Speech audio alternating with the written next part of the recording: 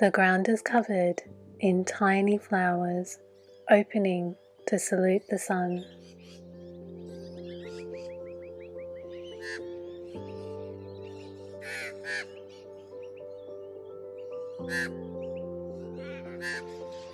I return to the hollow to visit the Galar family.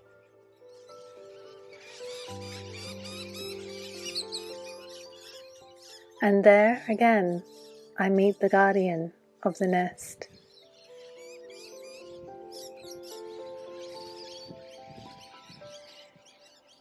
They sit quietly and patiently. But very soon my silent reverie is interrupted by a lively magpie. This young friend has a lot to say. I listen as the magpie converses with their family. And as I do, I am reminded of the art of good conversation. Silence is golden. One should not be afraid to pause and listen, for it is the pause that gives power to words.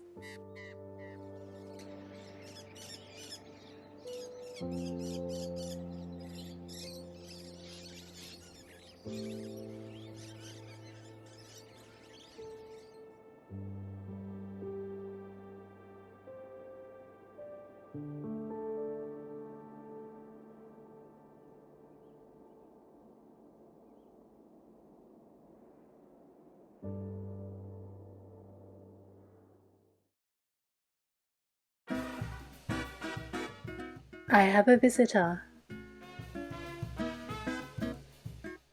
Mrs. Gertrude Whitefeather is paying me a visit.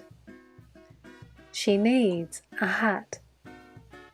Now I confess, I'm still learning the art of hat making. I've made only a few in the past. Of course, I didn't make Miss Cordelia's hat. She came with hers. But I did make bonnets for Miss Edwina Bear and Mrs. Primula Prickle, and the hat for Belle the Mouse. Mrs. Gertrude has left me with clear instructions. She needs something simple and elegant for her cousin Jemima's party.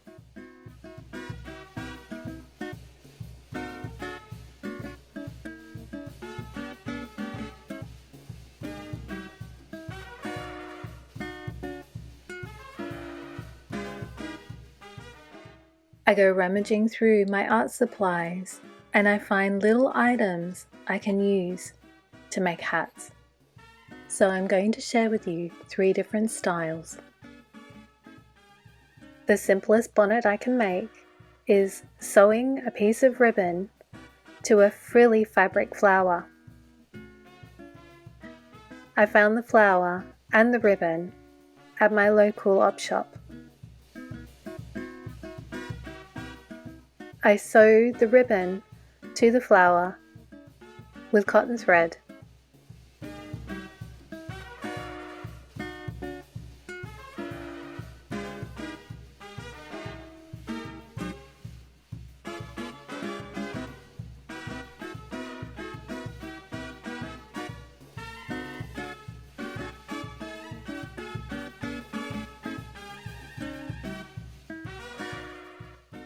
I trim the ends of the ribbon and add a little bit of PVA glue to stop the ends from fraying.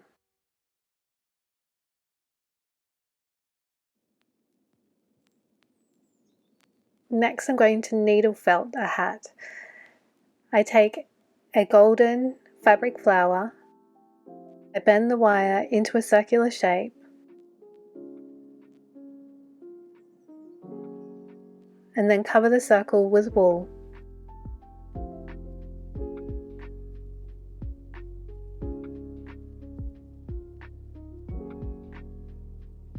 I then dry felt the wool. I work the needle mindfully, watching my fingers, making sure that they're out of the way.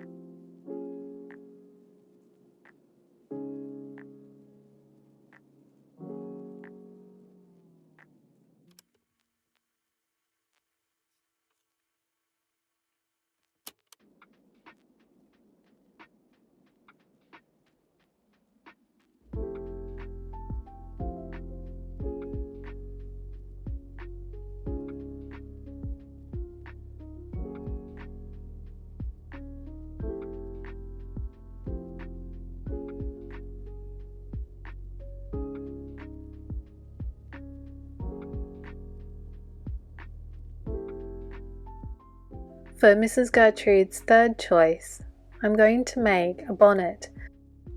I take a rectangular piece of calico and I round one long end with my scissors. To ensure that the corners are the same, I fold the calico over and trim the fabric. Next, I fold and pin the long straight end.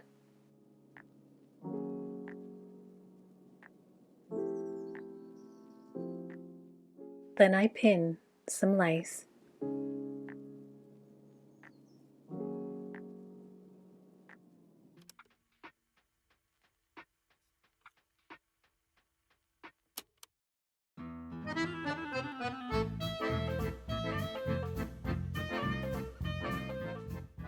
I make some final adjustments.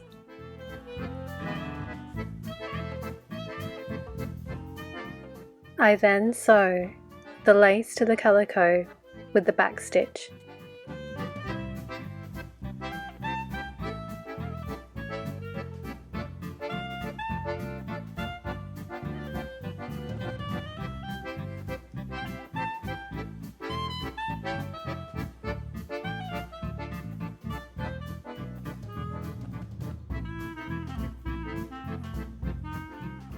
Along the bottom of the bonnet, I pin a piece of ribbon.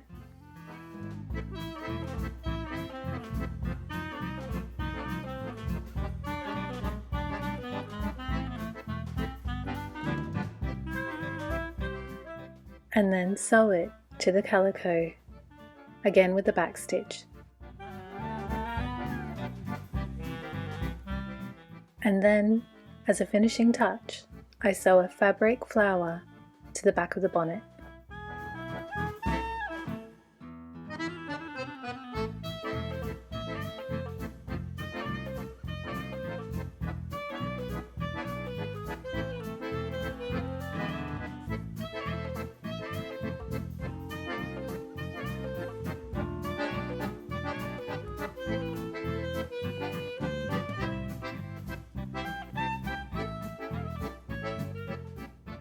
Now it is time for Mrs. Gertrude Whitefeather to try the hats on. Let's start with the cap, which I will fasten with a pin. What do you think, Mrs. Gertrude? Take a good look in the mirror. Why, whatever's the matter, Mrs. Gertrude? You seem very cross.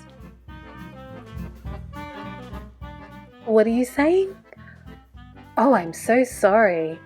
No, you don't look like a peacock at all. Let's take it off and I'll show you another hat. Here is hat number 2.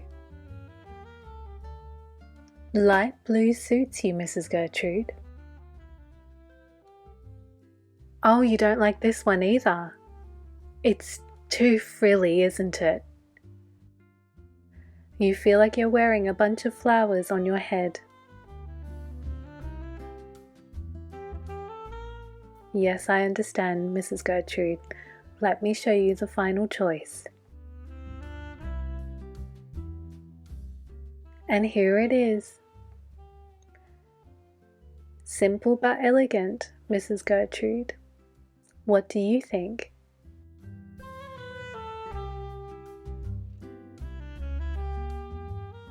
Yes, I do believe Cousin Jemima would approve. And yes, of course, you could always wear your fine bonnet to the party, Mrs. Gertrude. What do you think, Wonder Weavers? Which hat should Mrs. Gertrude choose?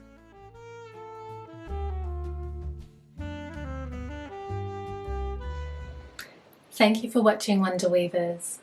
Now, Mrs. Gertrude and I would love to hear from you. What are you creating at the moment? Please share with us in the comments below. And don't forget, you can connect with me on other platforms. All of my details are in the description. Until the next time, Wonder Weavers, take care, stay well, and don't forget to play. Adios, ciao. While you're deciding, Mrs. Gertrude, Would you like a cup of tea?